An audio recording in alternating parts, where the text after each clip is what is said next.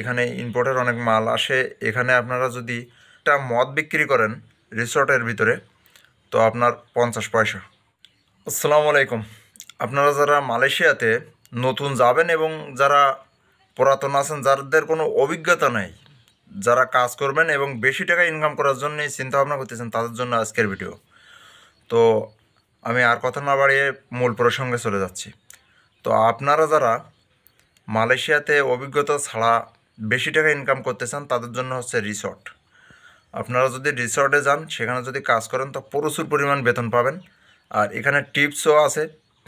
Suppose আমি একটা কথা আপনাদের বলতে চাই, যেটি হলো, যদি আপনি একটা মদ বিক্রি করেন রিসর্টের ভিতরে, তো আপনার 50 পয়সা, যা বাংলাদেশি টাকায় আসে প্রায় 14-15 টাকা। তো আপনি যদি সারাদিনে যদি 20টা মদ বিক্রি করেন, তা 10 টাকা আসে। তো দেখা যাচ্ছে যে প্রত্যেক দিন যদি 10 টাকা বা 20 টাকা এরকম যদি আপনার ইনকাম যদি এক্সট্রা হয়েই থাকে আপনার বেতন ছাড়া, আর তারপরে টিপস আছে আলাদা, তো এইভাবে দেখা যায় যে প্রত্যেক মাসে আউট ইনকাম থাকে অনেক। এবং এর সাথে আবার প্রত্যেক মাসের পরে একটা ইয়ে থাকে যে টার্গেট থাকে যে হয়তো 5 লক্ষ টাকা বিক্রি হলে আপনাদের একটা টিপস দেবে কোম্পানির পক্ষ থেকে। এইখান থেকেও প্রচুর পরিমাণ বেতন আসে।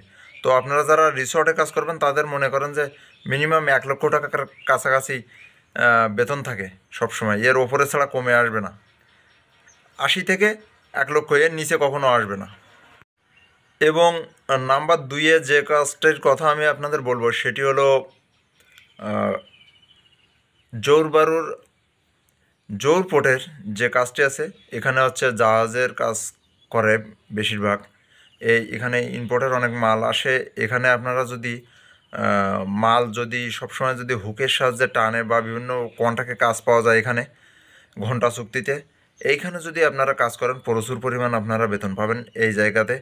যদি আপনাদের কোনো আত্মীয় স্বজন জোর পোর্টে কাজ করেই থাকে, এই বন্দরের কাজ মূলত এখানে, তো এখানে যদি আপনাদের কেউ যদি কাজ করে, তাহলে আপনারা সেখানে জিজ্ঞাসা করবেন বন্দরে। এখানে বেশিরভাগ শিপ টিপ এইগুলোর কাজ চলে বেশি, আর অন্য অন্য কাজও থাকে। তো আপনারা পারলে এই জোর বোটে কাজ করার চিন্তা ভাবনা করবেন।